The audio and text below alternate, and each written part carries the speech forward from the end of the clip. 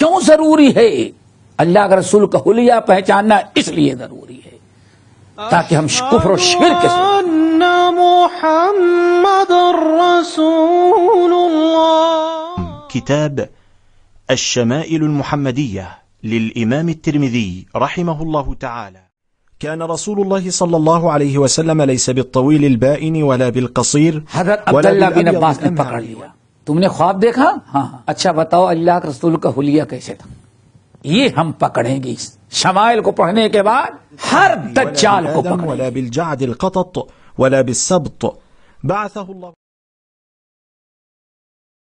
اعمالنا من يهده الله فلا مضل له ومن يضلله فلا هادي له واشهد ان لا اله الا الله واشهد ان محمدا عبده ورسوله. اما بعد قال حدثنا محمود ابن غيلان قال حدثنا وكيع بن الجراح وكيع قال حدثنا سفيان عن ابي اسحاق عن البراء بن عازب قال رضي الله عنه قال ما رأيت ذي لمة في حلة حمراء أحسن من رسول الله صلى الله عليه وسلم له شعر يضرب منكبيه بعيد ما بين المنكبين لم يكن بالقصير ولا بالطويل. ہاں یہ حدیث تقریباً وہی ہے جو اس سے پہلے گزری ہے. حدیث نمبر 3 جو گزری ہے تقریباً صحابی وہی ہیں، سند اس کی بدل گئی ہے. سند اس کی بدل گئی ہے. متن تقریباً وہی ہے، کچھ الفاظ میں فرق ہیں. محدثین کا یہ طریقہ ہوتا ہے کہ ایک حدیث اگر کئی سندوں سے مروی ہے تو ساری سندیں ذکر کر دینا چاہتے ہیں، بتا دینا چاہتے ہیں تاکہ معلوم ہو کہ یہ حدیث کتنی سندوں سے منقول ہے. اس کو بھی ایک حدیث کا درجہ دیا جاتا ہے، رقم الگ ہوتا ہے. اس حدیث کو امام ترمذی رحمۃ اللہ علیہ نے 2 سند سے نقل کیا ہے. پہلی تو گزر گئی ہے. یہ دوسری سند جو ہے حدیث نمبر 4 میں محمود ابن غیلان یہ بڑے ہی امام ترمذی کے بڑے اساتذہ میں سے ہیں، اور ان کا پورا نام محمود بن غیلان ابو احمد العدوی ہے.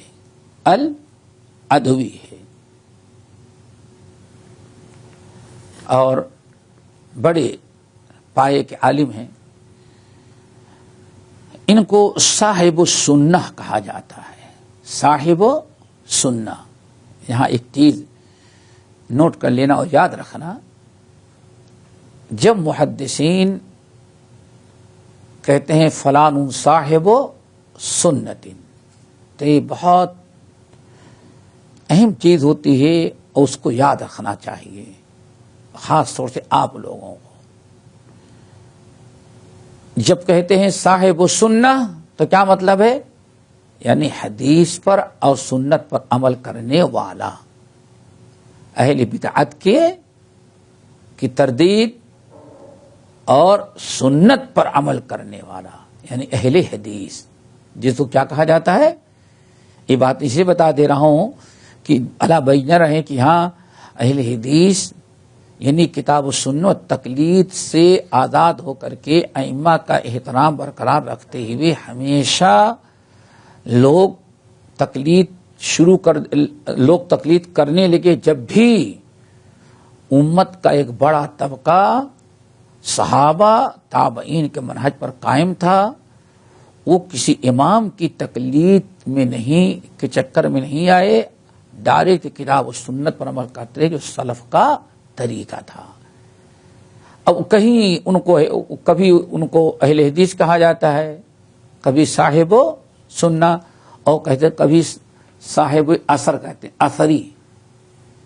مثلا انہی کو دیکھیں، محمود بن غیلان کو امام ذہبی رحمۃ اللہ علیہ جب ان کا ترجمہ کرتے تو کیا کہتے؟ من ائمۃ الاثر، اثر پر عمل کرنے والوں میں سے تھے. یعنی اثر یعنی حدیث، حدیث لکھنے لکھانے اور حدیث پر عمل کرنے والے. دیکھیں وہاں کیا کہا؟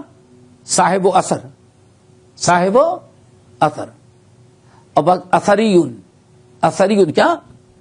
اثر، اثر سے مراد سنت پر صحابہ کے نقش قدم، اور جہاں صاحب سننا. اور ایسے نہیں بہت سارے لوگوں کو ملتے ہیں، تو اس لیے ہم بتا دے رہے ہیں کہ ایسا نہیں کہ ہاں کوئی نیا فرقہ ہے جیسے لوگ کہتے ہیں. اب آپ دیکھیں یہ کتنے پرانے آدمی ہیں، کتنے پرانے آدمی ہیں. ان کے اساتذہ سفیان ابن عیینہ، فضیل بن عیاض، امام عبد الرزاق صنعانی، یعنی امام احمد بن حنبل رحمۃ اللہ علیہ وغیرہ کے زمانے کے ہیں. اس وقت بھی اپنے اس وقت سے لوگ ان کو کیا کہتے ہیں؟ یہ مقلد تقلید نہیں کرتا بلکہ کیا ہے؟ صاحب سننا ہے، اثری ہے. تو تھے لوگ ایسے. یہ کہہ دینا کہ ہاں یہ انگریزوں نے پیدا کیا اس سے پہلے، یہ غلط ہے. صاحب سننا تھے. اور اسی لیے خلق قرآن کے مسئلے میں ان کو بھی جیل میں ڈالا گیا تھا. جن لوگوں نے باطل سے سمجھوتا نہیں کیا، اہل رائے اور باطل سے سمجھوتا نہیں کیا. القرآن کلام اللہ غیر مخلوق، جو صحابہ کرام کے زمانے سے عقیدہ آ رہا تھا قرآن اللہ کا کلام ہے، مخلوق نہیں. اس پر جو لوگ ڈٹے رہے اور جن کو مارے گئے، جن کو جیل میں ڈالا گیا، ان میں ایک کون تھے؟ محمود ابن غیلان العدوی رحمہ اللہ. ٹھیک ہے نا. دوسرے راوی ہیں وکیع ابن الجراح. وکیع ابن الجراح یہ بھی بہت اہم لوگوں میں سے ہیں. کون؟ وکیع ابن الجراح. ان کے متعلق بڑے واقعات ہیں، ہم سب نہیں بیان کرنا چاہتے، لیکن ایک ہی بہرحال یہ 175 ہجری میں ان کی وفات ہے. کوفہ کے رہنے والے تھے. کوفہ کے رہنے والے، کوفہ کے رہنے والے تھے، لیکن کوفہ میں رہ کر کے جہاں احناف اہل الرائے کا زور تھا، وہاں بھی یہ اس ماحول میں بھی یہ حدیث پر ڈٹے رہے، حدیث پر عمل کرتے رہے. انہوں نے کبھی تقلید نہیں کی. حالانکہ رہتے کہاں تھے؟ کوفہ میں، جہاں ابو حنیفہ رحمۃ اللہ علیہ کا احناف کا جو مرکز تھا. صحیح ہے. ابو حنیفہ رحمۃ اللہ علیہ کا انتقال کب ہوا ہے؟ 150. اور یہ کب؟ 175. ابو حنیفہ رحمۃ اللہ علیہ کے بعد بھی تقریباً کتنے؟ 25 سال زندہ رہے، اور بلکہ کافی مخالفتیں کی. ہاں ایک مسئلہ ایسا تھا اس میں حنفی مذہب کی تائید کرتے تھے. کیا تھا؟ نبیذ سے وضو جائز ہے کہ ناجائز؟ نبیذ، نبیذ جانتے ہیں نا؟ عربوں میں شربت ہے، کھجور کاٹ کر کے پانی میں رکھ دیتے ہیں، ایسے شبنم میں رکھ دیں گے، رات بھر یا 2 دن اسی پانی میں اس کا رس آتا رہے گا، سارا رس پانی میں آ جائے گا اور باقی اس کو پھینک دے. اس کو شربت ہے وہ نبیذ. آیا اس سے وضو جائز ہے کہ ناجائز؟ تمام اہل علم کہتے ہیں ناجائز ہے، کیونکہ پانی نہیں نبیذ ہے، اس شربت ہے. ابو حنیفہ رحمۃ اللہ کہتے ہیں جائز ہے. تو وکیع ابن الجراح اس مسئلے میں کان یفتی بقول ابی حنیفہ تھا، ابو حنیفہ کے قول پر فتویٰ. کیا مطلب ہے؟ یعنی اس مسئلے میں، کس میں؟ نبیذ میں. باقی انہوں نے کبھی مصالحت نہیں کی. انہوں نے اہل سنت اور اہل بدعت میں فرق کیسے پہچان کریں، بڑا اچھا فارمولہ پیش کیا. اس کو اچھی طرح سے یاد رکھیں. کون؟ وکیع ابن الجراح. اہل الحدیث کون ہوگا اور اہل الرائے کون ہوگا؟ صاحب سنہ کون ہے اور صاحب بدعہ کون ہے؟ ہمارے ہاں اہل بدعہ نے اپنا نام ہی اور لقب ہی رکھا ہے سنی. تو کیا پہچان ہوگی یہ سمجھنا ہے پہلے. بہت اہم چیز ہے یہ. وکی ابن الجراح کہتے ہیں من طلب الحدیث کما جاء فهو صاحب السنہ. من طلب الحدیث کما جاء فهو صاحب السنہ ومن طلب الحدیث لیقوی به رأیہ فهو صاحب بدعہ. بس وہ واضح طور پر بات ہو گئی. اس کو سمجھ لیں. بہت اہم بات کہہ رہے ہیں. ایک علامت معیار کیا ہے. اور آج تو سبھی حدیث. کون سا مسلمان آج ایسا ہے جو اہل الحدیث کی برکت سے اپنے ہاں مدرسوں میں حدیث نہ پڑھاتا ہو؟ کوئی پڑھتا نہیں تھا. الحمدللہ اہل حدیثوں کی برکتوں میں سے ایک برکت کہا جاتا ہے. اور خود احناف اعتراف کرتے ہیں, غیر انہیں اعتراف کیا ہے کہ ہاں اہل حدیثوں سے کچھ بھی ہو لیکن حدیث کے پڑھنے پڑھانے کا سلسلہ تو کہتے فتنہ تو ہے لیکن تھوڑا سا فائدہ ہوا حدیث پڑھنے پڑھانے لگے لوگ. ہاں ہر ادارے میں بریلوی ہے, اس ہر ادارے میں حدیث پڑھائی جاتی ہے, لیکن شروع کس نے کیا؟ اہل حدیث نے. تو آج تو حدیث سب پڑھتے تھے. ہمارے بھی شیخ الحدیث ہیں, ہاں ٹھیک ہے نا, لیکن حدیث اہل الحدیث اور اہل الرائے میں ہم کیسے سمجھیں کہ فرق کیا ہے؟ ہم کیسے لوگوں کو بتائیں کہ نہیں یہ اہل حدیث نہیں ہے؟ وہ تو کہتا حدیث میں پڑھتا ہوں, حدیث پڑھ کے سناتا بھی ہے, حدیث کی شرح بھی لکھتا ہے. تو وکی ابن الجراح رحمت اللہ علیہ کی قبر کو اللہ نوروں سے بھرے. اتنی پیاری بات کہی جو قیامت تک انشاءاللہ محفوظ رہے گی. آپ لوگ بھی اچھی طرح سے سمجھیں. سوال سمجھ رہے ہیں نا؟ کیا اہل بدعہ اور اہل حدیث کی حدیث تو سبھی پڑھتے پڑھاتے ہیں. بھائی ہم بھی پڑھتے ہیں, ہمارے یہاں پڑھائی جاتی ہے, ہمارے مولانا حدیث بتایا. فرق کیا ہے؟ کیسے تمیز ہوگی؟ تو امام وکی بن الجراح کہتے ہیں اگر کوئی انسان کسی کو دیکھو حدیث پڑھتا ہے, حدیث پڑھاتا ہے اور حدیث میں جو کچھ کہا گیا اس پر عمل کر لیتا ہے, قبول کر لیتا ہے, کسی کے قول, کسی کے فتوے, کسی کے اجتہاد کے خلاف پڑھے یا موافق پڑھے, ہاں حدیث پر عمل کرنا ہی نا. بھائی حدیث آ گئی بس سب ختم. اگر کوئی انسان من طلب الحدیث کما جاء فهو صاحب سنہ, جو انسان حدیث سیکھتا ہے, طلب کرتا ہے, سمجھتا ہے, پھر عمل کرتا ہے, جیسے کہ حدیث میں سیدھے سادے الفاظ میں صاف و صریح حدیث الفاظ میں موجود ہے, ٹھیک ہے نا, وہ کیا ہے؟ صاحب سنہ. لیکن ومن طلب الحدیث, اور جو حدیث طلب, حدیث سیکھتا تو ہے, حدیث سیکھتا ہے, لیکن حدیث سیکھنے کا مقصد کیا ہوتا ہے؟ حدیث تو سیکھتا ہے لیکن حدیث سیکھنے کا مقصد کیا ہے؟ لیقوی بہ رأیہ.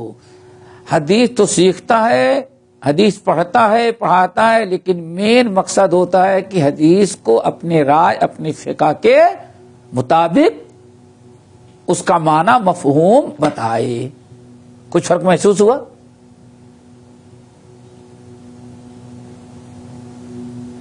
فرق ہوا نا؟ وہ اسے کہتے ہیں حدیث کی تعویل.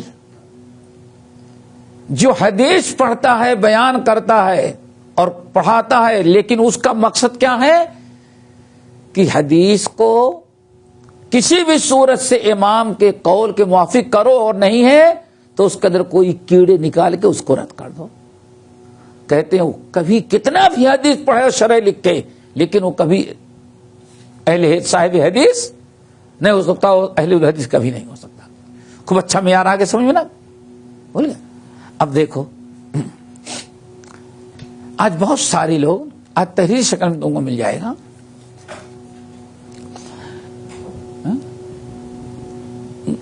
آج بر صغیر کے سب سے بڑے ادارے کی بات بتاتا ہوں.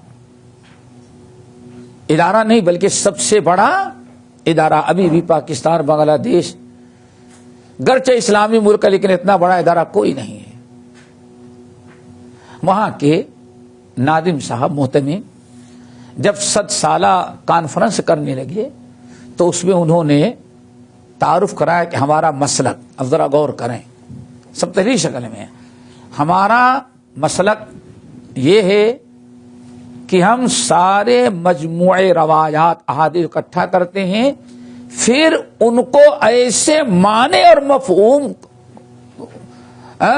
کو بیان کرتے ہیں جو ہماری فقہ پر فٹ پڑ جائے، نٹ اور بولٹ جو فٹ کرنا ہے. دیکھا آپ نے، یہی ہے. اور تعجب کریں گے، یہ تحریری شکل میں ہے.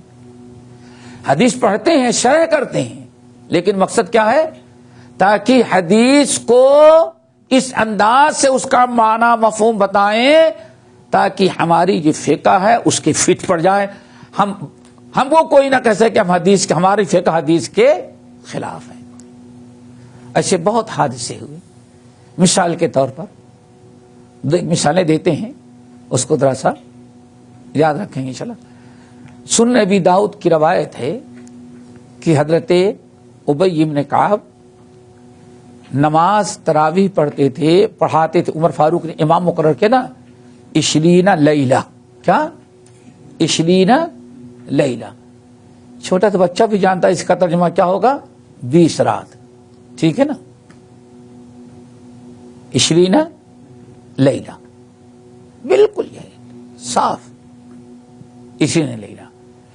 جب دلی سے چھپانے لگے تو اس کے اندر 20 لیلہ جب انڈیا میں چھپنے لگی تو 20 لیلہ تو یہاں رکھا اور یہاں لگ دیا ایک نسخے میں 20 رکعہ ہے، یعنی 20 رکعت تراویح ہے. تعجب کرو گی. جو ہم لوگوں کو کبھی غصہ آتا ہے نا اسی بنا پر کہ حدیث کو کس طرح سے، کیسی ایمانی، کون سا ایمان ہے جو اس طرح سے اپنے امام کی بات کو ثابت کرنے کا حدیث کو بدل دے ظالم. سوچو ذرا سا. یہ تم لوگ کبھی ہم لوگ جھنجھلا جاتے، غصہ آتا ہے نا، یہ حمیت کی، یعنی اتنے ظالم انسان. اس کو کیا بنایا؟ دیکھو حدیث میں 20 لیلہ ہے، ٹھیک ہے نا، پورے عربی نسخے. امام ابو داؤد جب سے کتاب لکھے تب سے کیا چلا رہا تھا؟ 20 لیلہ. جب انڈیا میں چھپنے لگی اور لوگ دیکھیں نہیں یہاں تو 20 رکعت کا ثبوت پوری سیاہ ستہ میں کہیں ہے ہی نہیں ہے، ہم تو 20 رکعت پڑھتے ہیں، اور یہ غیر مقلد جو ہیں یہ پیدا 8 رکعت پڑھتے ہیں، ان کے پاس تو حدیث ہے، ہمارے پاس 20 رکعت میں کوئی دلیل نہ ہو حدیث کی. تو کیا کیا؟ 20 لیلہ کے بجائے ظالم نے یہاں حاشیہ سمجھتے ہو نا، کنارے نسخہ کا مطلب کہ یہ اس میں ہے لیکن فلاں جگہ ایک نسخہ ہے. پہلے ہاتھ سے لکھتے نا، وہاں جو پرنٹ تو ہوتا نہیں تھا، وہاں 20 رکعہ ہے. چلو اب یہ باور ہوا انڈیا کے اندر کرایا گیا کہ بھائی بعض نسخوں میں 20 لیلہ بھی ہے. چلو بھائی، لوگوں نے آواز اٹھائی، بات نہیں مانے. لیکن اس کے بعد جب دلی سے چھپنے لگی تو حاشیے کے بجائے یہ جو تھا 20 لیلہ اس کو نکال کے حاشیے میں کر دے، کہا اصل 20 رکعہ ہے، اور ان غیر مقلدوں نے کیا بنا دیا راوی نے غلطی سے 20. دیکھا، تصور نہیں کر سکتا کہ اتنی بڑی خیانت کرے گا انسان، اور یہ علماء کر رہے تھے. کسی بھی روایت کے اندر حضرت عائشہ کی حدیث پوری پڑھ ڈالو، جہاں جہاں کتاب کے اندر موجود ہے کہ اللہ تو 3 رکعت بیٹھتے تھے، پڑھتے تھے، لا یجلس فی آخرہن الا فی آخرہن. 3 رکعت تراویح پڑھتے، وتر پڑھتے تو بیچ میں نہیں بیٹھتے تھے، تو کب بیٹھتے تھے؟ آخر میں. ٹھیک ہے نا، یہی کتاب میں ہے، یہی بخاری مسلم نقل کیا، اسی پر عمل ہو رہی دلیل تھی. لیکن جب حیدرآباد میں چھپانے لگے بھائی لوگ تو اس کو کیا کر دیا معلوم ہے؟ لا یسلم الا فی آخرہن. 3 رکعت اللہ رسول تراویح پڑھتے تو سلام آخر میں پھیرتے تھے. حضرت عائشہ کیا انکار، بیٹھتے نہیں تھے 2 رکعت کے بعد. اور ظالموں نے اس کو بدل کیا لکھ دیا، بھائی ہم جو 3 رکعت وتر جس طرح سے پڑھتے ہیں، یہ دیکھیں حدیث میں حضرت عائشہ نے روایت کیا. اور اس وقت علماء نے احتجاج کیا، کتاب لکھ کے بھیجا یہ غلط چھپ رہا ہے، لیکن سارے لیٹر آج تک موجود ہیں، لیکن پرنٹ ہوئی تو وہی، اور آج تک چھپی ہوئی ہے، ہندوستان سے چھپی. اب عرب میں چھپی اڑا دیا. کراچی سے جب چھپنے لگی حدیث میں الفاظ علی صدرہ، سمجھ گئے نا، اس کو 2 سطر نیچے لگا کر کے لکھاتے تحت السرہ. کیا تو یہ بہت بڑی کہنے کا مطلب ہے کہ صاحب حدیث پڑھاتے ہیں لیکن اہل حدیث نہیں ہو سکے حدیث پر عمل کرنے والے. کیوں؟ فرق واضح ہو گیا نا. امام وکیع بن الجراح کہتے ہیں اگر کوئی انسان حدیث پڑھ رہا ہے اور حدیث پڑھتا ہے اور پڑھاتا ہے تو جو کچھ ہے عمل کر لیتا اس کو قبول کر لیتا ہے. یہ نہیں دیکھتا کہ ہاں ہماری رائے کیا ہے، ہمارے بڑوں کا فتویٰ کیا ہے. نہیں، حدیث دیکھا، اللہ کے رسول کی حدیث کے بعد سب ختم.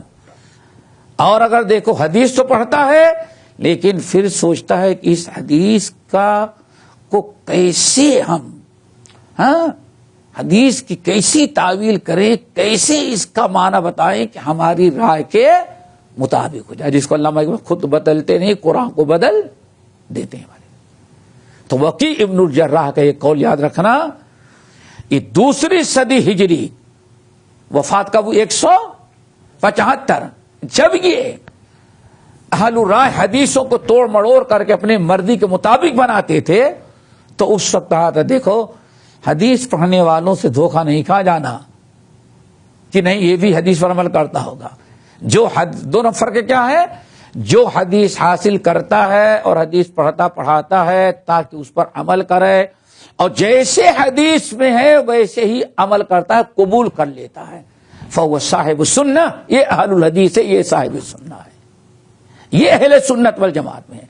اور اگر کسی کو دیکھو حدیث پڑھتا ہے، نوٹ کرتا ہے، بڑا پڑھاتا ہے، شیخ الحدیث ہے، لیکن حدیث کو جب اس کے مذہب کے خلاف پڑھتی ہے، اس کے امام اس کے بڑے، تو حدیث کا ایسی تعویل، ایسی تحریف، ایسا مفہوم بیان کرتا ہے، حدیث کا معنی بدل جائے. اور بدل جائے کس لیے؟ تاکہ ہماری رائے ہمارے امام کے قول کے مطابق رہ جائے.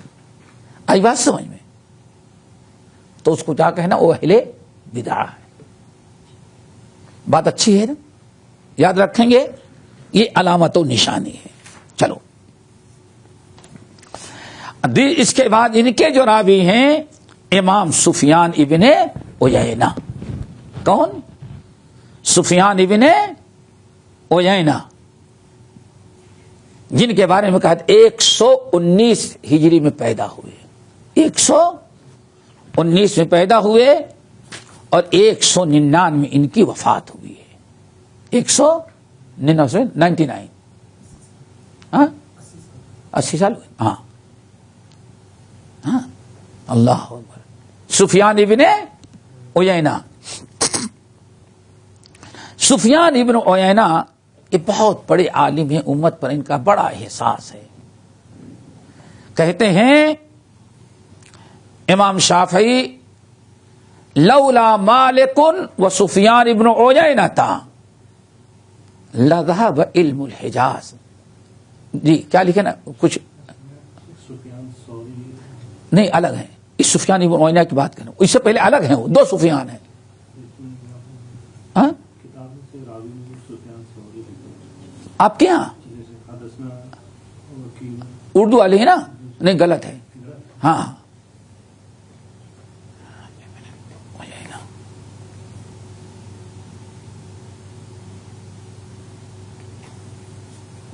سفیان ابن عیینہ.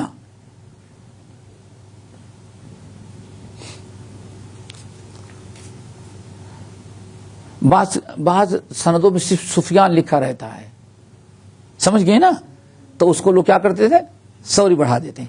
ہمارے یہاں بھی سفیان ہی لکھا ہوا ہے، لیکن کیسے پہچانتے ہیں ہم لوگ؟ کیسے پہچانا جائے گا؟ سفیان ایک ہے اور دونوں کا زمانہ ایک ہے، دونوں کا زمانہ ایک ہے. کیسے پہچانے؟ سفیان ثوری اور سفیان ابن عیینہ. سفیان ابن عیینہ یہ کوفہ میں پیدا ہوئے تھے، لیکن کچھ وجوہات جس کی بنا پر آباد ہو گئے تھے مکے کے اندر. آئی بات سمجھ؟ کہاں؟ اور سفیان ثوری کوفہ میں رہ گئے تھے. اب دیکھتے ہیں کہ استاد کون ہے، شاگرد کون ہے. ان کے شاگرد الگ ہو گئے، ان کے شاگرد الگ. کبھی استاد میں تو ایسے پہچانے، یہ سفیان ابن عیینہ. چونکہ ابو اسحاق سے روایت کرنے والے سفیان ابن عیینہ ہیں. چلو کہتے ہیں سفیان وکی ابن الجراح کہتے ہیں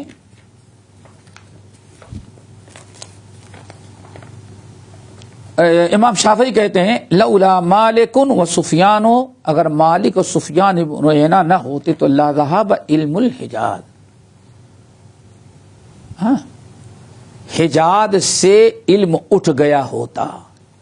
سمجھ گئے نا؟ حجاز سے علم کیا مطلب؟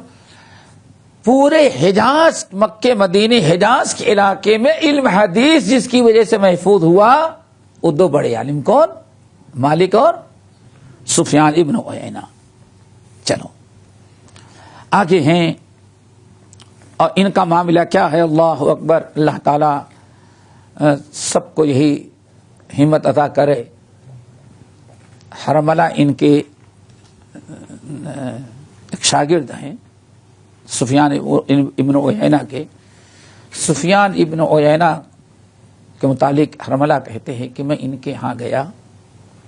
ان کے ہاں سفیان ابن عیینہ کے پاس گیا کسی کام سے. کہتے میں نے ان کے پاس جو کی سوکھی روٹی دیکھی. ہاں، جو سمجھتے ہو نا بارلی کیا کہتے ہو؟ ایک تو گندم ہوتا ہے، اور گندم میں سے کچھ بڑا تھوڑا سا جو کہا جاتا ہے اپنے یہاں، انگلش میں کیا کہتے ہیں؟ بارلی. بڑی ٹھنڈی چیز ہوتی ہے. اور یہ بہت غریب لوگ اس کی روٹی کھاتے ہیں، عام طور پر روٹی گندم کی.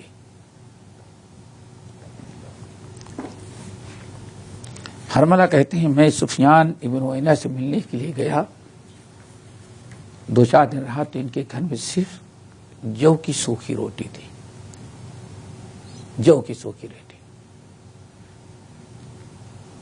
آج حدیث کی سرحد پر لوگ اعتراض کرتے ہیں اور حدیث کو غیر معتبر قرار دینا چاہتے ہیں، اور صاحب کہتے بھائی ہم بھی ہمارے جیسے انسان تھے، ہم سے اتنی غلطیاں ہوتی تو ان سے کیوں نہیں غلطیاں ہوئیں. سمجھ گئے نا؟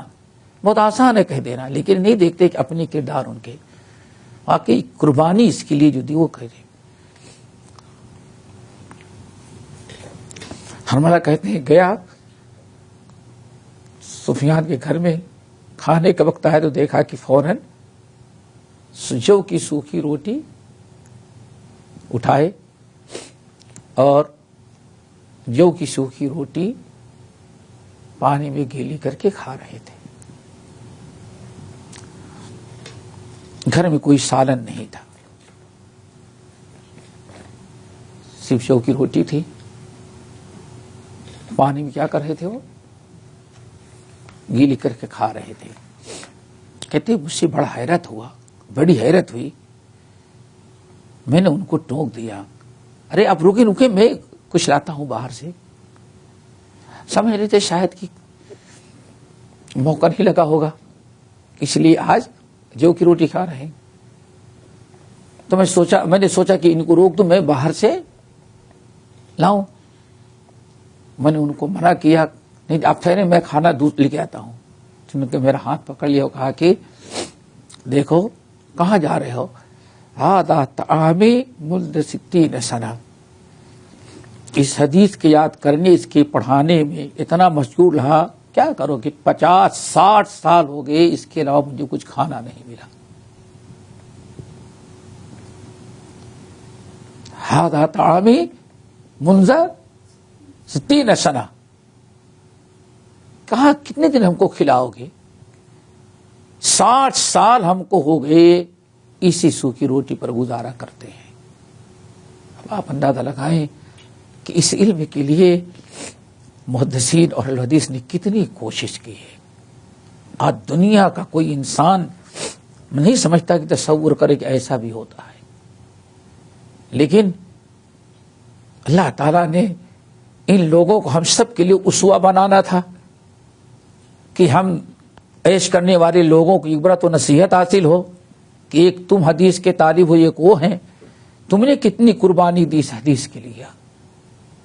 کوئی سوچ سکتا ہے کہ سوکھی روٹی کہتے کیا ہے؟ ھذا طعامی منذ 60 سنہ۔ ہر بلا کیا کرو کہ لا کر کے دوسرا کھانا دو گے، ایک دن لا دو گے، کل تو پھر ہم کو 30-60 سال ہو گئے یہی ہمارا کھانا۔ اس پر بھی اگر کوئی محدثین پہ اعتراض کرے تو بڑی تعجب کی بات ہے، سمجھ گئے نا؟ یہ تو بہت دور کی بات۔ حافظ عبداللہ غازی پوری جب اہل حدیث بنے ہیں اور 1906 میں آل انڈیا اہل حدیث جب تنظیم بنی تو اس کے پہلے صدر مقرر کیے گئے تھے حافظ عبداللہ غازی پوری۔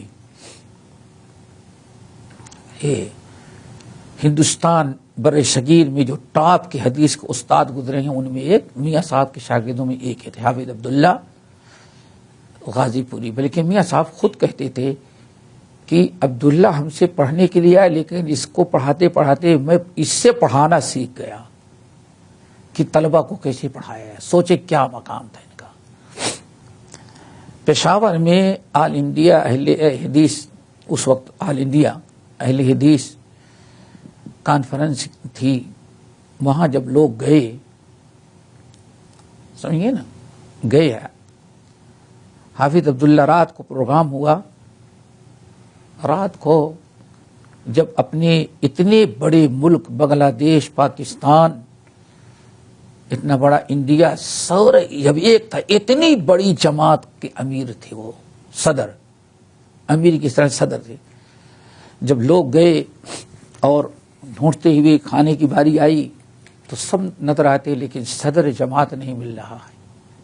حافظ عبداللہ غازی پوری قائم ہے، اسٹیج پر رہے، پروگرام ختم ہوا، سب لوگ اپنے اپنے ٹھکانے پہ گئے، لیکن بعد میں جب ڈھونڈنے لگے صدر کہاں ہیں تو یہ ہمارا صدر غائب تھا، وہاں موجود نہیں تھے۔ اب پٹھانوں کا علاقہ تھا، ویسے بھی کانفرنس نہیں ہونے دے رہے تھے، ڈر ہوا کہیں ایسا نہیں کہ ان کو اغوا کر لیا ہو، کوئی بعید نہیں۔ چاروں طرف سے لوگ دوڑے، ڈھونڈنے لگے۔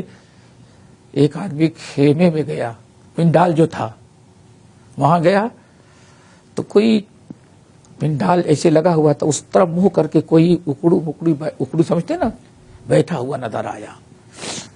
آدمی جا کر کے دیکھا تو ایک بوڑھا بیٹھا ہے، گلاس میں پانی تھا، پانی اور پیپر میں نمک لپیٹے، پیسا ہوا نمک لپیٹا ہوا تھا۔ آگے بڑھا تو دیکھا کہ بوڑھا گلاس میں پانی اور وہ نمک چھٹکی لا کے اس میں ڈالتا ہے، پھر اپنے بادو سے سوکھی ہوئی روٹی نکال کر کے اس میں ڈبوتا ہے، جب روٹی گیلی ہو جاتی تو پھر اس کو کھاتا ہے۔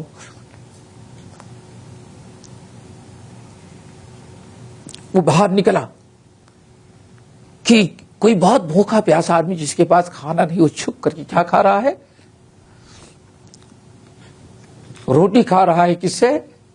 نمک، پانی میں نمک ڈال کر کے۔ اس طرح سے آ کے باہر بتایا، لوگ گئے تو پتا چلا کہ حافظ عبداللہ صدر جمعیت اہل حدیث غازی پوری رحمۃ اللہ علیہ تھے۔ یعنی ہمارے سلف نے واقعی ابن عیینہ کے واقعے کو سامنے دیکھو تو ہندوستان میں جب حدیث کے علم کا رواج شروع ہوا تو واقعی انہوں نے اپنے پرانے سلف کی یاد تازہ کر دی. کوئی نظیر نہیں پیش کر سکتا حافظ عبداللہ غازی پوری رحمت اللہ علیہ کے اس واقعے کے. یہ 1919 یا 20 کے قریب ان کا انتقال ہوا، تب تک زندہ تھے حافظ عبداللہ غازی پوری رحمت اللہ علیہ. یہ حالت ہے. ان کی کتابیں کبھی پڑھیں، اللہ نے بہت علم دیا. تو بتا رہا تھا کہ بھائی یہ اتنی مشکلات کے بعد یہ حدیث آئی. حدیث تو وہی ہے جو آپ پڑھ چکے ہیں. ابو اسحاق سبوئی ہیں، گزر چکے ہیں. برا ابن عازب کیا ہیں؟ صحابی ہیں. کہتے ہیں ما رأیت، دیکھیں دونوں سندیں ایک ہیں اور دونوں سندیں کہاں جا کے اکٹھا ہوتی ہیں؟ تیسری حدیث دیکھو. برا ابن عازب صحابی، جو ان کے راوی کون ہیں؟ کتاب نہیں، برا ابن عازب کے صحابی سے راوی کون ہے؟ ابو اسحاق. اور دوسری چوتھی حدیث میں دیکھیں یہاں بھی برا ابن عازب ہیں. سندیں دو ہیں ابو اسحاق تک، یعنی صحابی کے شاگرد تک. کئی سندیں ہیں دو، لیکن صحابی کے شاگرد پر جا کر کے سب ایک سند ہو جاتی ہے. نیچے سے کئی سندیں، اوپر جا کر کے ایک ہو جاتی ہے. چلو میرا خیال سے ترجمہ تو بالکل سب گزر چکا ہے. چلو اگلی حدیث نمبر 5. نمبر 5، پانچویں حدیث. قال حدثنا محمد بن اسماعیل، یہ امام بخاری ہیں. محمد بن اسماعیل البخاری. قال حدثنا محمد بن اسماعیل، یہ محمد بن اسماعیل یہ امام بخاری ہیں. یہاں سے ذرا دیکھو امام ترمذی کتنے بڑے استاد، عالم، محدث، کتنے با ادب. امام بخاری کو کیا پوچھنا، لیکن سیدھے محمد بن اسماعیل نے ہم کو حدیث بیان کی. ٹھیک ہے نا. اور آج معمولی سا ہوگا لیکن 3 سطر تک اس عالم کو علامہ، فہامہ، فقر یہ ہے آج مبالغہ عام ہے. جی کتنی سادگی کے ساتھ ہمارے سلف امام بخاری قال حدثنا محمد بن اسماعیل. اور آج تمہارے یہاں اجلاس میں کسی عالم کا تعارف کروانے لگیں گے تو اتنا لمبا تعارف معلوم پڑتا ہے کہ اتنا لمبا تعارف تو اللہ نے جبرائیل کو بھی نہیں کرایا ہے. سمجھ گئے نا، جتنا لمبا تعارف آج ہمارے ہاں علماء کا ہوتا ہے.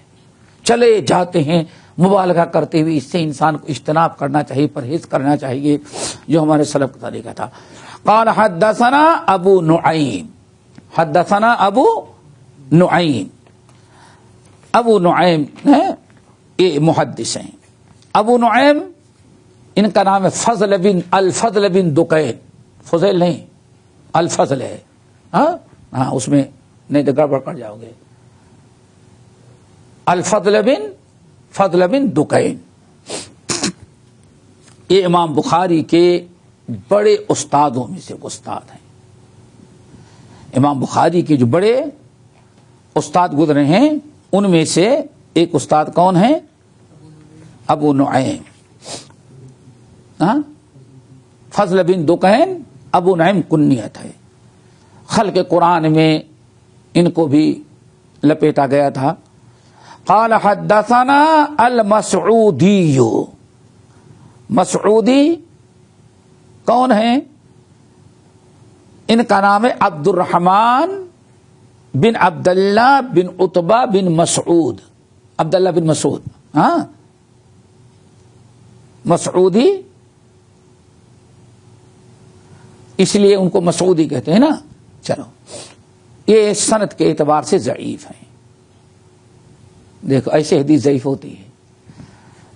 امام بخاری ماشاءاللہ، امام ترمذی کیا پوچھنا، وہ بھی سکا. بخاری کے بارے میں کیا پوچھنا، ابو نعیم کے بارے میں کیا پوچھنا. بہت مضبوط ہیں. لیکن کہتے ہیں قال حدثنا المسعودی، ہم سے حدیث بیان کیا کس نے؟ مسعودی نے. ٹھیک ہے نا، یہ سند کے اعتبار سے ضعیف ہیں. النافع لیکن کیسے ضعیف ہیں؟ ضعیف ہونے کے کئی وجوہات ہوتے ہیں. کچھ ہے آدمی کذاب ہوتا ہے، جھوٹ بولتا ہے. کچھ ہوتا ہے الٹا پلٹا کام کرتا ہے راوی. کچھ بڑے دیندار ہوتے ہیں، پرہیزگار ہوتے ہیں، بہت اچھے ہوتے ہیں، لیکن بھولنے کی بیماری لگ جاتی ہے. تو کتنا بھی پرہیزگار آدمی ہو، اگر وہ بھولنے کی بیماری لگ گئی آخر میں، تو راوی کیا ہو جاتا ہے؟ ضعیف. اب وہ روایت بیان کرے گا تو پوچھا جائے، راوی بیان حدیث روایت کرے گا تو محدثین دیکھتے ہیں کہ یہ کب بیان کیا، بھولنے کی بیماری شروع ہونے کے پہلے یا بعد میں. اگر بیماری لگنے کے پہلے کی روایت ہے تو صحیح ہوگی، اور اگر بیماری لگ جانے کے بعد ہے تو کیا ہوگی؟ ضعیف. اب یہ کیسے پتا چلے گا؟ شاگردوں سے پتا چلتا ہے. کون شاگرد ہیں جو ان کی اس بیماری سے پہلے روایت کرتے ہیں، اور کون ہے جو اس کے بعد. محدثین اتنی باریکی سے نکالا ہے. چلو، کہتے ہیں موت کے پہلے ان کو اختلاط یعنی یہ بھولنے کی بیماری لخبطہ، یعنی یہ راوی یہ حدیث اب ابن عمر کی ہے یا عبداللہ کی، ایسی وہ ہے مجھے چھوڑ دیا. چلو، لیکن جانتے ہیں کہ یہ تقریباً اس کا معنی مفہوم جو ہے تقریباً واضح ہے. چلو، اور اسی طرح سے عثمان بن مسلم بن ہرمز جو ہیں وہ بھی سند کے اعتبار سے ضعیف ہیں. لیکن جو کچھ بیان کر رہے ہیں ساری باتیں پچھلے حدیثوں سے مل جاتی، اس لیے حدیث کہا جائے گا راوی ضعیف ہے، لیکن اس ضعیف سند کا متن جو ہے احادیث سند صحیحہ سے ثابت ہے. یہ سمجھ گئے نا؟ ایسے ہوتا ہے. النافع بن جبیر بن مطعم عن علی بن ابی طالب رضی اللہ تعالیٰ عنہ. دیکھو صحابی کا نام لیے بس، علی بن ابی طالب رضی اللہ. اور آج مولا علی مشکل کشا کے سے نیچے نام ہی نہیں لیا جائے گا. یہ سارے دستور.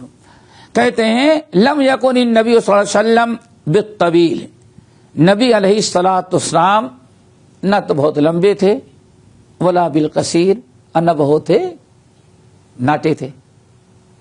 پوری وہی گزر گیا. اور کیا؟ شسن الکفین والقدمین، ماشاء اللہ. اور آپ کے دونوں ہاتھ کف یہ اور دونوں پیر گوشت سے بھرے تھے. یعنی کیا؟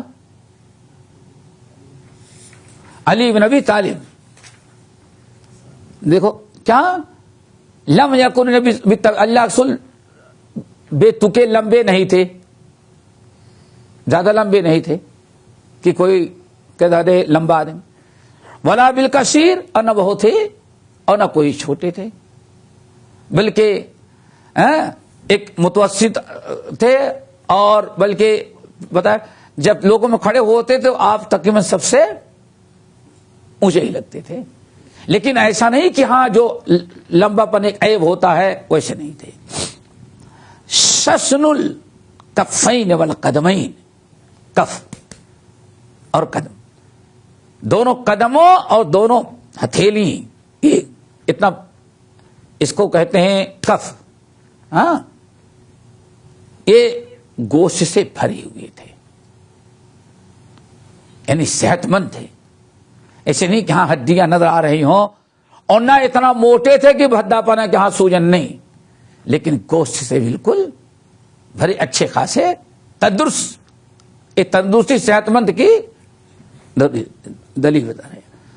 زخم الراس، سر مبارک بھی آپ کا زخم یعنی بھرا ہوا تھا. زخم الکرادیس، پیچھے گزر چکے ہیں آپ کے یہ جوڑ جو تھے ماشاءاللہ، جوڑ بھی ذرا سا کہتے ہیں ہڈیوں کا، ہڈی بڑی موٹی بڑی تیار ہے نا، تو یہ آپ کے جوڑ والے جوڑ سے جو ہڈیاں یہاں جڑتی ہیں ماشاءاللہ وہ بھی خوب اچھی خاصی تیار، جیسے صحت مند آدمی کی، جو آدمی کے طاقتور ہونے کی دلیلیں ہوتی ہیں، نشانی ہوتی ہے۔ آگے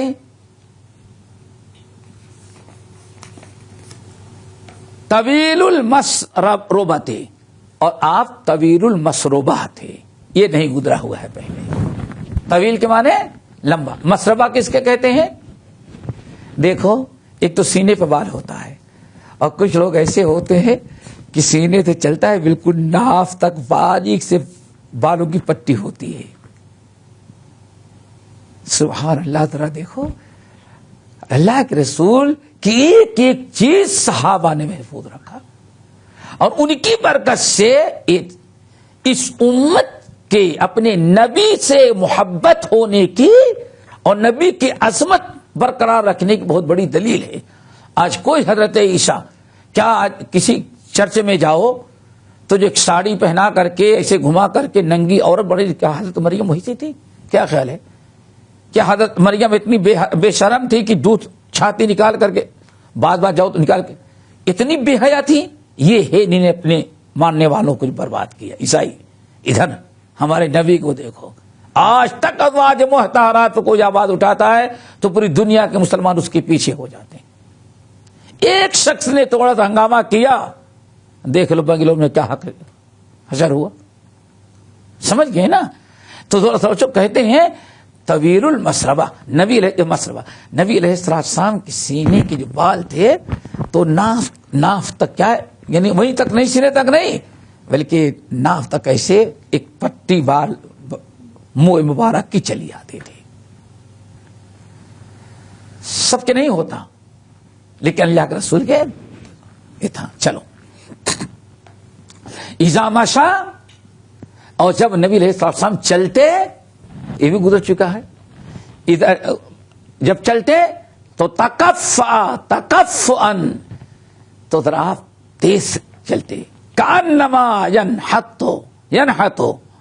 ینحت من سبب، معلوم پڑتا ہے کہ آپ اوپر سے گزر چکا ہے۔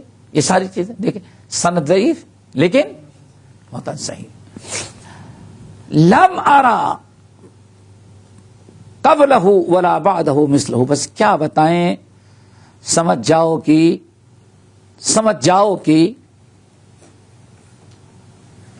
نہ تو اس سے پہلے ہم نے ایسا خوبصورت انسان دیکھا تھا، نہ آپ کے بعد کسی کو دیکھا۔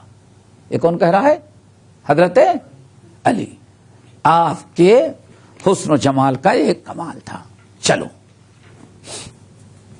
یہ حدیث گزر چکی پوری نا، اگلی حدیث پڑھو، حدیث نمبر 6 کے ساتھ 6 بھی وہی ہے، تمہارے یہاں 6 نمبر ہے، پوری سند وہی ہے، سمجھے؟ حدثنا سفیان ابن عیینہ وکیع، ہاں متن وہی ہے، متن نہیں ہے نا، سند نقل کیا۔ یہ بتا رہے ہیں کہ ہاں یہ حدیث 3 سندوں سے امام ترمذی کے پاس موجود ہے۔ اب یہاں ایک چیز آپ لوگ سوچیں گے، ارے تو وہی بار بار ایک چیزیں آ رہی ہیں، بار بار ایک چیز نقل کرنے کے کیا مقصد ہوتا ہے؟ محدثین اللہ ان کو، ان کے فکر میں سوچ تھی کہ جتنی زیادہ سند سے حدیث مروی ہوگی اتنے ہی زیادہ حدیث میں قوت و طاقت رہے گی۔ کوئی یہ نہیں کہ ارے بھائی ایک ہی صحابی نے دیکھا، ایک ہی سند ملی ان کو، اس لیے محدثین کو ڈھونڈتے تھے کہ جتنی سندیں مل جائیں اور جتنے صحابی سے مروی ہو سب کیا کر دیں، وہ نقل کر دیا جائے۔ ہاں ٹھیک ہے، چلو آگے، اگلی حدیث کافی لمبی ہے، حدیث نمبر 7۔ قال حدثنا احمد بن عبدہ الضبی البصری، سمجھ گئے نا؟ نمبر 1، وعلی ابن حجر، امام ترمذی کیا کہتے ہیں؟ ہم سے حدیث بیان کی احمد ابن عبدہ الضبی البصری نے. ٹھیک ہے نا، ایک استاد ہو گئے. وعلی ابن حجر، اور علی ابن حجر نے. وابو جعفر محمد ابن الحسین، اور ابو جعفر محمد ابن الحسین البصری نے. کتنے ہو گئے؟ یعنی امام ترمذی کہتے ہیں اس حدیث کو میں نے 3 استاد سے سنا ہے. ابھی اپنے استاد الاستاد کا تذکرہ نہیں، ابھی 3 استاد کا، احمد ابن عبدہ الضبی، علی ابن حجر السعدی، اور ابو جعفر محمد بن الحسین البصری. 3 ہو گئے نا. کہتے ہیں والمعنی واحد، ان تینوں سے جو حدیث میں نے سنی سب کا معنی، سب کے روایت کردہ حدیث رسول کا معنی ایک ہے. لیکن ہم نے کتنے سے سنا؟ 3 سے. قالو، تینوں نے روایت کیا. تینوں نے روایت کیا. کیا روایت کیا؟ کس سے؟ حدثنا عیسی بن یونس، ہم سے حدیث بیان کیا عیسی ابن یونس نے. تینوں. اب امام ترمذی کے استاد الاستاد کون ہو گئے اس میں؟ عیسی ابن یونس. عیسی ابن یونس رحمہ اللہ، ان کی بڑی خوبی ہے. عیسی ابن یونس، پرانا عیسی ابن یونس ابن ابی اسحاق السبعی الکوفی. سبعی گزرے ہیں، نوٹ ہے تم لوگ بات. دوسری حدیث سے ان کا تذکرہ آ رہا ہے، لیکن صرف ابو اسحاق کا آیا. ابو اسحاق کے کون ہوئے یہ؟ پوتے. سبحان اللہ، کتنی خوش نصیبی ہے. دادا بھی محدث، باپ بھی محدث، اور بیٹا. یونس اب روایت کریں گے تو اپنے باپ، اور پھر باپ دادا سے. ایک ہی خاندان سے سند چل رہی ہے. یہ ان کی بڑی خوبی ہے. 2 خوبیاں بڑی اہم ہیں، وہ یاد رکھیں کہ عبرت و نصیحت کی ہے. ایک تو یہ کمال ہے کہ حدیث ایک ایسا علم ہے کہ چھوٹے بڑے کا کوئی مسئلہ نہیں. محدثین کے ہاں یہ کوئی شرم کی بات نہیں تھی. ہو سکتا ہے کہ بیٹے کے بعد کوئی ایسی حدیث ہے جو باپ کے پاس نہ ہو. تو انہوں نے جب علم حدیث حاصل کیا تو ان کے پاس کچھ ایسی حدیثیں آ گئی جو ان کے باپ یونس کے پاس نہیں. تو انہوں نے یونس نے اپنے بیٹے عیسیٰ سے حدیث پڑھی. نہیں سمجھے؟ یعنی استاد کون بن گیا؟ بیٹا. اور باپ کیا بن گیا؟ شاگرد. اسی لیے محدثین کے ہاں ایک فن ہے روایت الآباء عن الابناء. یعنی کتنے محدثین ایسے ہیں جنہوں نے اللہ کے رسول کی حدیث میں کوئی شرم نہیں محسوس کی، اپنے بیٹوں سے حدیث حاصل کی. اور کتنے باپ ہیں اور کتنے بیٹے ہیں جو اپنے باپ سے، ایسے بہت ہو سکتا ہے لیکن باپ کا روایت کرنا ایک کم ہوتا ہے. تو یونس رحمت اللہ علیہ، عیسیٰ کے والد یونس جو ہیں انہوں نے اپنے بیٹے عیسیٰ سے حدیث حاصل کی. ایک تو یہ ہے. دوسری بڑی عبرت کی چیز ہے، دیکھیں یہ متن کے ساتھ ساتھ اگر تھوڑی سی معلومات بھی ہو جائیں تو انشاءاللہ یہ ممکن ہمارے اور آپ کی اصلاح کے لیے ذریعہ بنے. جعفر برمکی ایک وزیر گزرا ہے، آپ لوگ جانتے ہوں گے. بنو عباسیہ میں وزیر تھا. کون؟ جعفر البرمکی. بڑا تاریخی آدمی ہے. اس نے اس کے ارد گرد کے لوگ جو تھے، علماء جو تعلقات تھے، جعفر برمکی سے کہا کہ ایک مرتبہ آپ لوگ حضرت عیسیٰ کو بلائیں تاکہ یہاں آئیں، کچھ دن ہیں، ہم لوگ ان سے علم حاصل کر لیں. ختم ہو گیا. عیسیٰ بن یونس کو، عیسیٰ بن یونس کو بلائیں تاکہ ہم لوگ ان سے کیا کریں، ان سے علم حاصل کر لیں. اللہ اکبر. آئے، لے کر بھیجا. رقہ ایک شہر ہے، رقہ ایک شہر ہے، وہاں اکٹھا ہوئی. یہ خراسان کے علاقے میں بلائے گئے. عیسیٰ رحمۃ اللہ علیہ آئے. اب چونکہ شاہی مہمان تھے، وزیر بلایا تھا، لوگوں کو حدیث یاد املا کرائی. بڑا سا میدان تیار کیا گیا، لوگ انتظار میں تھے. آئے، انہوں نے حدیث پڑھائی اور نہ پڑھاتے پڑھاتے الحمدللہ وہ جتنا حدیث املا کرا. اس اسنا میں بیمار ہو گئے. آب و ہوا راسنائی اللہ کو کن بیمار ہو گئے.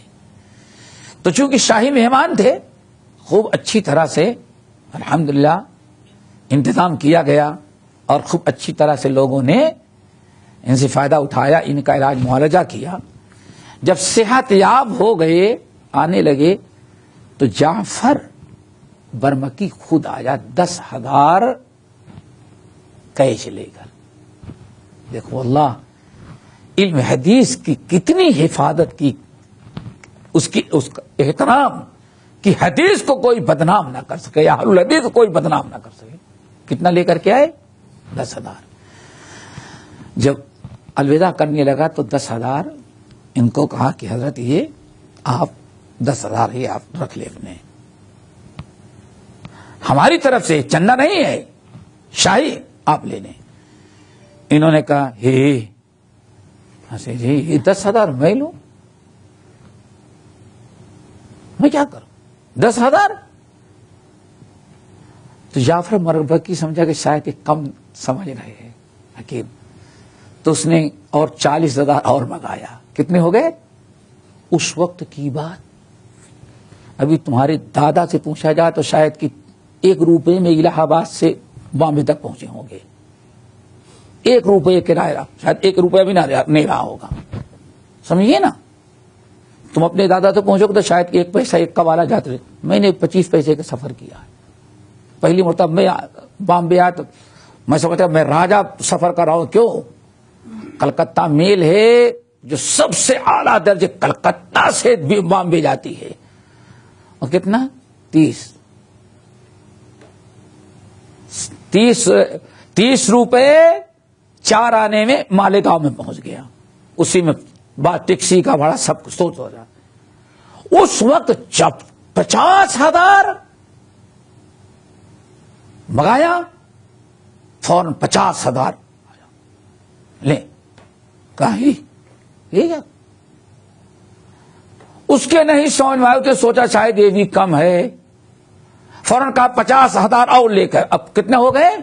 1,00,000. اس وقت ابھی ہمارے بچپنے میں لکھپتی نہیں 1,000 پتی لوگ کہتے تھے.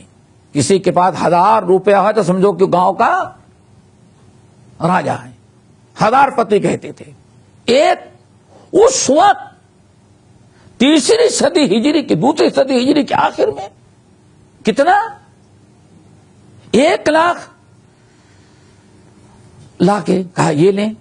یہ سمجھ گئے کہ ہماری بات نہیں سمجھ رہا ہے. وہ سمجھ رہا تھا کہ یہ بڑا اماؤنٹ چاہیے، 10 کے بجائے 50 کے بعد نہیں سمجھا. تو کہا سنیں، اللہ اکبر، اللہ تعالی ہم سب کو توفیق نصیب فرمائے.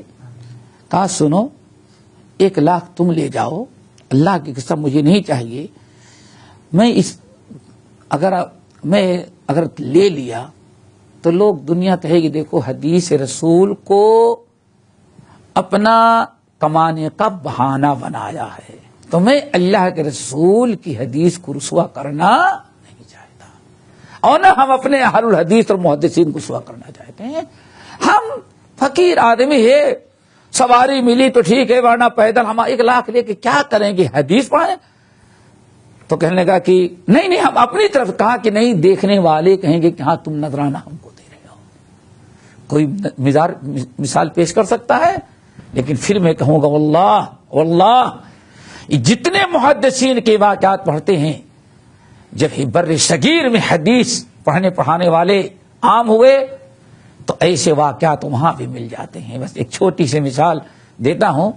ایک بنارس کا نام سنا ہوگا. بنارس میں ایک عالم تھے, شیعہ سے عالم, حنفی بنے, دیوبندی عالم بن گئے, بنارس کے مشہور لوگوں میں سے, اور بڑے کاروباری, جن کا نام تھا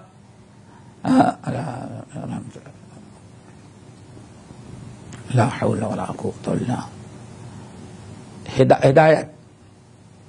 ہدایت اللہ, سمجھ گئے نا, یہ نام تھا ان کا.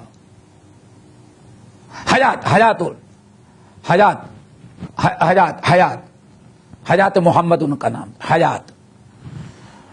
کہتے ہیں میں عالم بنا, بنارس کی بڑی مسجد کا خطیب بنا, ہزاروں لوگ ہمارے پروگرام میں آتے تھے, اور نوکر کا چاکر ہے, کاروبار گودام بھرا ہوا ہے, ہمارا بزنس تھا. کہتے ہیں ایک دن میں نے خواب دیکھا کہ میں ایک کشتی پر سوار ہوں, چلا جا رہا ہوں, سامنے سے کوئی آدمی آ رہا ہے, کہتا ہے کہ میاں تم نے پڑھ لیا؟ کہا کہ ہاں بہت پڑھا. کہا ابھی اپنی کتابیں جو پڑھی ہیں کسی اور کو سنا, ابھی جتنوں سے تو نے پڑھا ہے وہ سب بیکار ہے. اللہ اکبر. اس حنفی عالم کو کہتا ہے, قسم کھا کے اپنا واقعہ بیان کرتا ہے, کہتا ہے کہ اس طرح سے ہوا. کہا کہ ارے کیا, جو پڑھا اپنی کتابیں پھر دوسرے کو پڑھا. کہتے ہیں بیدار ہوا تو میں سوچا میں سب کو پڑھ چکا, شیعہ عالم سے, سنی عالم سے, سب سے پڑھا, اب کس سے پڑھو. کہتے ہیں اس وقت پورے ہندوستان کے اندر چرچا تھا شیخ الکل میاں نذیر حسین محدث دہلوی رحمت اللہ علیہ کا. کہتے ہیں کہ بڑا چرچا تھا, بڑا چرچا تھا میاں صاحب کا. تو کہتے ہیں میں سوچا کہ اب ہم کو انہی سے علم حاصل کرنے کے لیے جانا ہے. کن کو؟ کن سے؟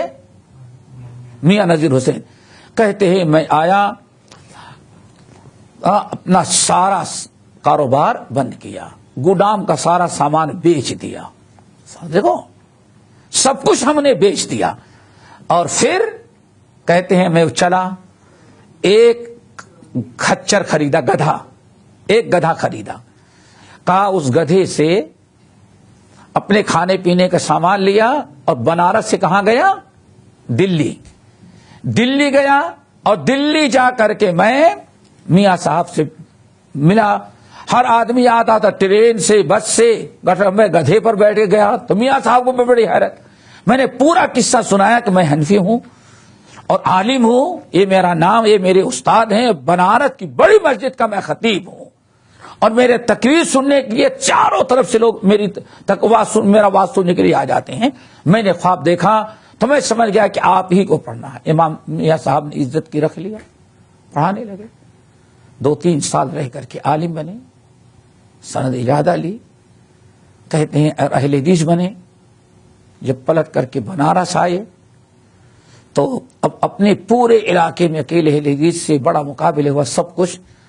تو بہرحال جمعہ پڑھانے کے لیے اہل حدیث مسجد میں جو سب سے مالدار اہل حدیث مسجد تھی, اس مسجد کے لوگوں نے ان کو خطبہ کے لیے بلایا, خطبہ دینے کے لیے. ہر جمعے کو خطبہ دینے کے لیے آتے تھے. 15 روپیہ مہینہ ملتا تھا. کتنا؟ 15 روپیہ ان کو دیتے تھے, جیب میں ڈال دیتے تھے. اور ایک دن کئی سال 15 روپیہ لیتے رہے. تو لوگوں نے کہا یار یہ آدمی عالم کبھی مانگتا بھی نہیں, اتنے بڑے عالم ہے, کچھ خرچہ ہوگا تو چلو ان کی تنخواہ بڑھا دیں. تو 2 روپیہ اور بڑھا کر کے 17 کر دیا. کتنا کیا؟ 17. جب 17 روپیہ ان کو دیا تو کہا یہ 2 روپیہ کیسے دیا؟ تو جیب میں ڈال دیا. کہا گن لیں. انہوں نے گنا تو 15 کو بجائے 17 کہا یہ 2.